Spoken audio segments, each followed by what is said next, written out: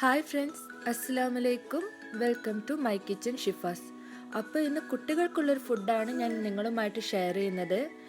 Dal rice.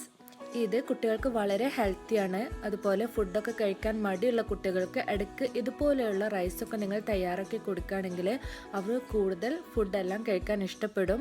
ഇത് വളരെ ഈസിയാണ്, അതുപോലെ ഹെൽത്തിയുമാണ്.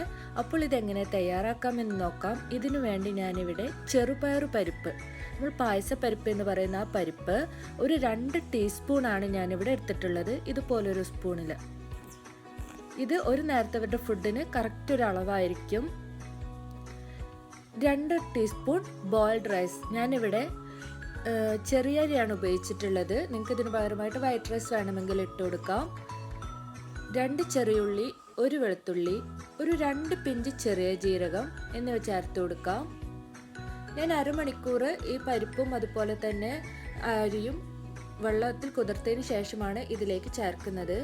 ഇതിലേക്ക് 1 കപ്പ് വെള്ളം, ഒരു 2 പിഞ്ച് മഞ്ഞൾ എന്നിവ കൂടെ ചേർത്തിട്ടുണ്ട്. പിന്നെ ഒരു 2 പിഞ്ച് ഉപ്പ് കൂടെ ചേർത്ത് കൊടുക്കാം. കുട്ടികൾക്ക് അധികം ഉപ്പ് നന്നല്ല. ഇനി നമുക്കിത് നന്നായിട്ടൊന്ന് മിക്സ് ചെയ്ത് കൊടുത്തതിന് ശേഷം ഇതിനൊന്ന് വേവിച്ചെടുക്കാം. അരമണിക്കൂർ മുതൽ 1 മണിക്കൂർ വരെ നിങ്ങൾ കുതിർത്തതാണെങ്കിൽ ഇതൊരു 10 മിനിറ്റ് കൊണ്ട് തന്നെ നമുക്ക് വെന്ത് കിട്ടും. അതായത് ഫസ്റ്റ് വിസിൽ വന്നതിന് ശേഷം ലോ ഫ്ലെയിമിലിട്ട് ഒരു 10 മിനിറ്റ് വെക്കുകയെന്നുണ്ടെങ്കിൽ ഇത് കറക്റ്റ് വേവായിട്ട് കിട്ടും. ഇപ്പോൾ ഒരു 15 മിനിറ്റ് കഴിഞ്ഞിട്ടുണ്ട്.